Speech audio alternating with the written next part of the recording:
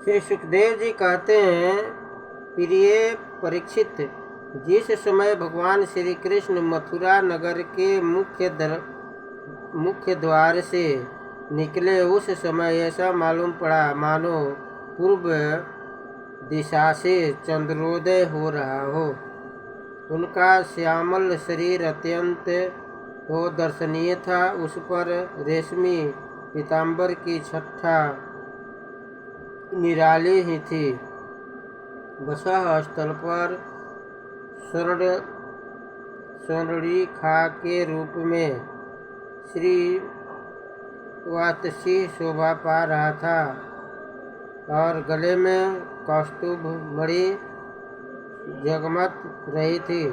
4 भुजाएं थी जो लंबी लंबी और कुछ मोटी मोटी थी। हल्के खिले हुए कमल के समान कोमल और रत्नारे नेत्र थे। मुख कमल पर राशि राशि आनंद खेल रहा था। कपोलों की छटा निराली ही थी। मंद मंद मुस्कान देखने वालों का मन चुराए लेती थी।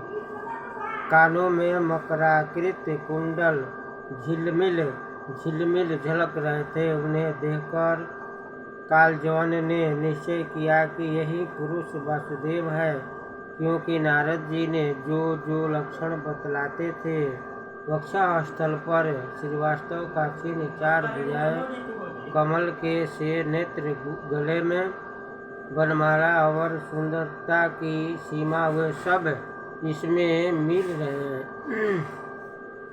इसलिए यह कोई दूसरा नहीं हो सकता। इस समय यह बिना किसी अस्त्र शस्त्र के पैदल ही इस ओर चला आ रहा है, इसलिए मैं भी इसके साथ बिना अस्त्र शस्त्र के ही लड़ूंगा। ऐसा निश्चय करके जब कालजवन भगवान श्री कृष्ण की ओर दौड़ा, तब वे दूसरी ओर मुंह करके रणभूमि से भाग चले और उन योगी दुर्लभ प्रभु को पकड़ने के लिए कालजवन उनके पीछे पीछे दौड़ने लगा। रण छोड़ भगवान लीला करते हुए भाग रहे थे। कालजवन पग परापर यही समझता था कि अब पकड़ा तब पकड़ा। इस प्रकार भगवान उसे बहुत दूर एक पहाड़ की गुफा में ले गए। कालजवन पीछे से बार बार आक्षेप करता कि अरे भाई, तुम परम यशस्वी जदुवंशी में पैदा हुए हो, तुम्हारा इस प्रकार युद्ध छोड़कर भागना उचित नहीं है। परंतु अभी उसके अशुभ निःशेष नहीं हुए थे, इसलिए वह भगवान को पाने में समर्थ न हो सका। उसके आक्षेप करते रहने पर भी भगवान उस पर्वत की गुफा में घुस गए। उनके पीछे कालजवन भी घुसा। वहाँ उसने एक दूसरे ही मनुष्य को सोते हुए देखा। उसे देखकर कालजवन ने सोचा, देखो तो सही, यह मुझे इस प्रकार इतनी दूर ले आया और अब इस तरह मानो इसे कुछ पता ही न हो, साधु बाबा बनकर सो रहा है। यह सोचकर उस मूढ़ ने उसे कसकर एक लात मारी। वह पुरुष वहाँ बहुत दिनों से सोया हुआ था। पैर की ठोकर लगने से वह उठ पड़ा और धीरे धीरे उसने अपनी आंखें खोली।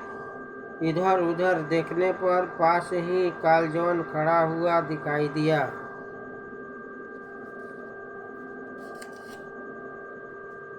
परीक्षित पूछते हैं, वह पुरुष इस प्रकार ठोकर मारकर जगाए जाने से कुछ रुष्ट हो गया था। उसकी दृष्टि पड़ते ही कालजवन के शरीर में आग पैदा हो गई और वह क्षण भर में जलकर राख का ढेर हो गया। राजा परीक्षित ने पूछा, भगवान जिसके दृष्टिपात मात्र से कालजवन जलकर भस्म हो गया, वह पुरुष कौन था? किस वंश का था? उसमें कैसी शक्ति थी और वह किसका पुत्र था? आप कृपा करके यह भी बतलाइए कि वह पर्वत की गुफा में जाकर क्यों सो रहा था। श्री सुखदेव जी कहते हैं, परीक्षित, वे इक्ष्वाकुंस वंशी महाराज मांधाता के पुत्र राज मुचुकुंद थे। वे ब्राह्मणों के परम भक्त, सत्य प्रतिज्ञ, संग्राम विजयी और महापुरुष थे। एक बार इंद्रादि देवता असुरों से अत्यंत भयभीत हो गए थे।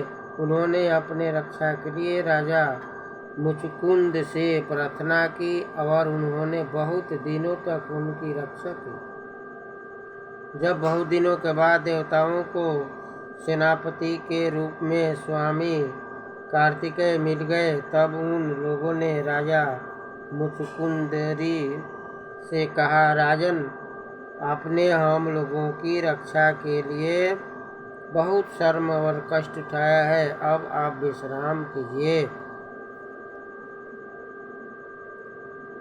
वीर शिरोमणि, आपने हमारी रक्षा के लिए मनुष्य लोक का अपना अकंटक राज छोड़ दिया और जीवन की अभिलाषाएं तथा भोगों का भी परित्याग कर दिया। अब अपने पुत्र, रानियां, बंधु बांधव और आमत्य मंत्री तथा आपके स्वकीय प्रजा में से कोई नहीं रहता है। सब के सब काल के गाल में चले गए। काल समाप्त बलवानों में से भी बलवान है। वह स्वयं परम असमर्थ विनाशी और भगवत स्वरूप है। जैसे ग्वाले पशुओं को अपने वश में रखते हैं, वैसे ही वह खेल खेल में सारी प्रजा के अपने अधीन रखता है। राजन, आपका कल्याण हो, आपकी जो इच्छा हो हमसे मांग लीजिए। हम कैवल्य से मोक्ष के अतिरिक्त आपकी सब कुछ दे सकते हैं, क्योंकि कैवल्य मोक्ष देने की असमर्थ तो केवल अविनाशी भगवान विष्णु में ही है। अब देखिए भाग दूसरा।